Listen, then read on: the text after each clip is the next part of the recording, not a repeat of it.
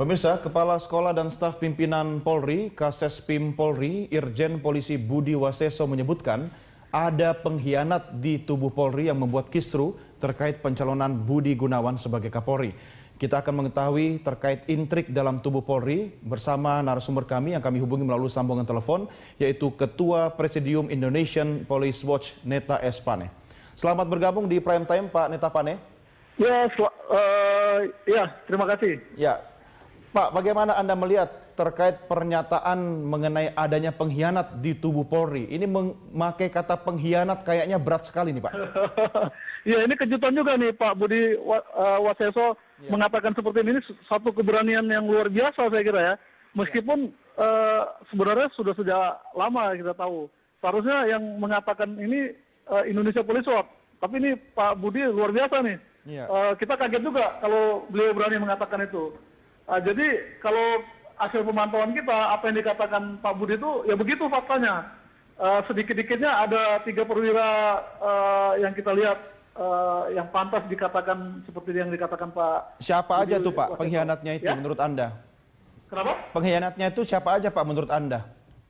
Kita nggak boleh nyebut nama lah, tapi mungkin saya inisial aja Pak. Sebutkan, ya? Ini perwira tinggi semua, Irjen Pol ke atas. Ya, yang menonjol ya perwira tinggi yang menonjol. Jadi ada ketidakrelaan dari mereka itu kalau Budi Gunawan tampil sebagai Kapolri. Berarti kalau mereka tidak rela, Pak Neta, ini berarti orang-orang yang seharusnya berharap jadi Kapolri atau calon Kapolri. Berarti minimal bintang 3 dong, Pak. Iya benar. Jadi mereka tidak rela Budi Gunawan jadi Kapolri, terus ada yang merasa dia lebih pantas menjadi Kapolri ketimbang Budi Gunawan, dan karena dia merasa punya akses juga ke PDIP. Gitu ya. Nah, terus ada yang berharap kalau kekacauan terjadi, durian runtuh itu jatuh ke pelukannya. Gitu.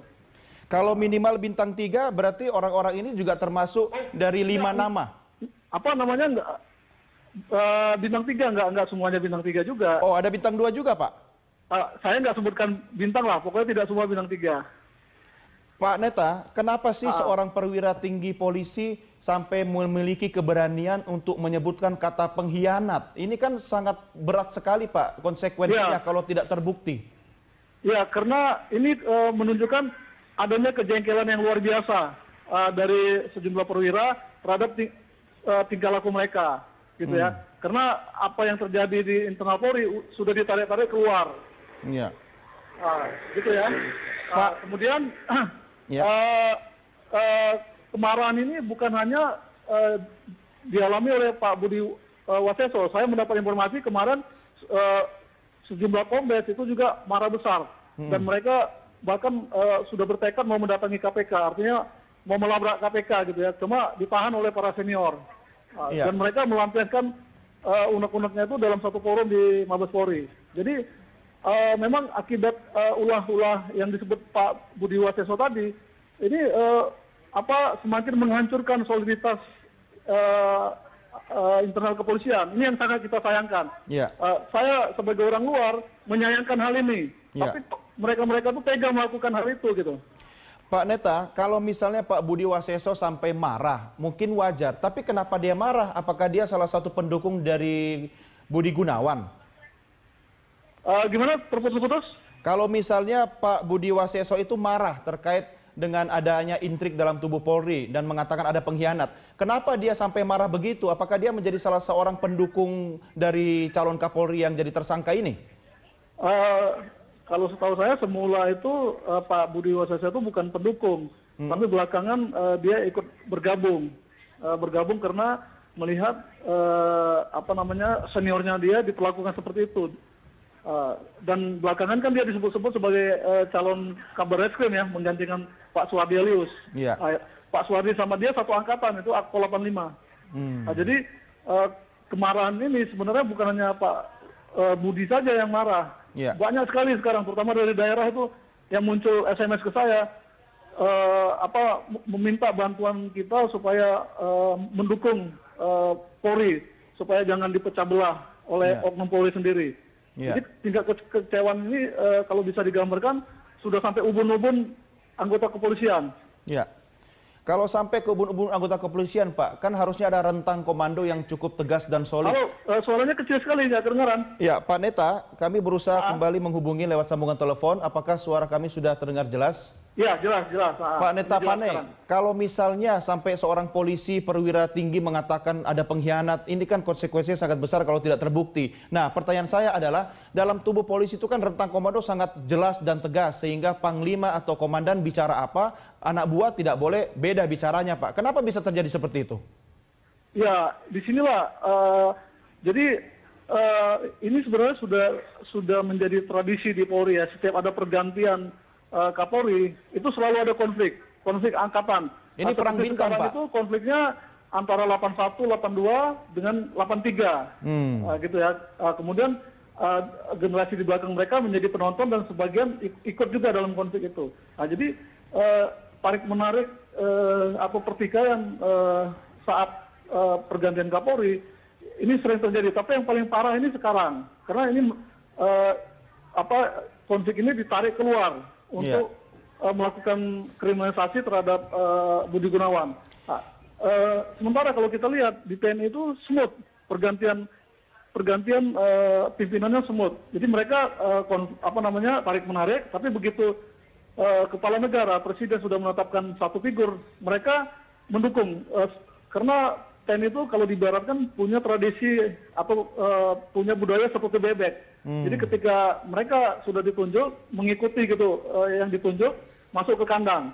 Tapi karakter di polisi itu seperti ayam. Jadi jagung di mulut kawan kalau masih bisa dipatok juga gitu ya. Jadi itu bedanya TNI dan Polri, dan faksi-faksi itu berpikir secara tajam ketika ada pergantian Kapolri supaya masing-masing pihak bisa menguasai atau bisa terpilih menjadi Kapolri. Nah, dan ini terbiarkan terus-menerus gitu ya.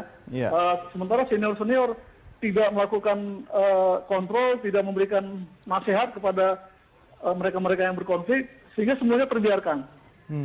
Pak Neta, kalau menurut pendapat Anda, dari dua perwira tinggi yang juga masuk dalam nominasi Kapolri misalnya, siapa yang memiliki potensi konflik lebih tinggi untuk dikatakan sebagai pengkhianat? Apakah Badrodin Haiti atau Suhardi Alyus? Dalam hal ini Pak Badrodin Haiti tidak terlibat konflik. Kenapa itu bisa begitu? Jaminannya apa? Ya? Apa yang membuat Anda mengatakan begitu? Dari pemantauan kita, Pak Haiti itu pada posisi netral, dia tidak bergerak kemana-mana. Kalau dia netral berarti dia sangat berpeluang untuk jadi PLT sekarang ini, Pak? Sejak tadi malam kita mendapat informasi sebenarnya sudah internal, sudah sepakat menetapkan Pak Haiti sebagai PLT sejak tadi malam. Tapi sampai sekarang belum ada keputusan dari Presiden.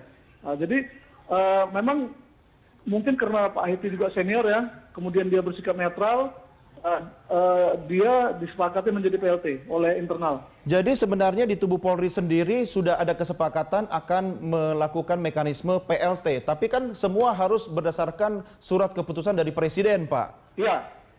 Apa yang akan terjadi kalau tidak sesuai dengan keinginan Polri? Sementara kan Panglima tertinggi Kapolri adalah Presiden Republik Indonesia. Ya, jadi memang kalau sampai sore ini belum ada keputusan itu semakin membingungkan. Karena DPR sudah setuju pergantian dan pengangkatan Kapolri baru, pergantian Kapolri lama dan pengangkatan Kapolri baru. Sudah disetujui DPR dan sudah dikirim ke Presiden Jokowi. Artinya sejak kemarin Pak Sutarman itu tidak berwenang lagi menjadi Kapolri secara de facto, tapi secara de jure nunggu surat Presiden menunjuk Kapolri baru atau PLT, gitu ya. Dan PLT ini kan tradisi baru juga nih yang ditawarkan karena adanya keraguan-keraguan Presiden, sehingga internal Polri menawarkan PLT, ini tradisi baru.